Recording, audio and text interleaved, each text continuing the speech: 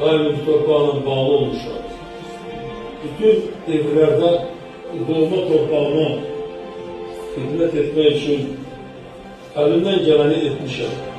Şəxsiyyətlər olur ki, onların ideyaları zaman keçdikcə daha da böyüyür, yaşayır və gələcək nəsillərə yol göstərir. Azərbaycan xalqının ümumi lideri Heydər Əliyev məhz belə şəxsiyyətlərdəndir. Dərdoğlu sərkərdəsisən, Heydəroğlu ilhamımız, milli ruhu müjdəsisən. Bircə əmrimlə azaddır, Qarabağın hər güşəsi, Ağdam, Xocalı, Cəbrayıl, Şuşanın bülbül nəşəsi. Laçın, Qubadlı, Zəngilan, Füzuli, Kəlbəzər hər yanı. Canım qurban su qovşan, yaşasın Azərbaycan.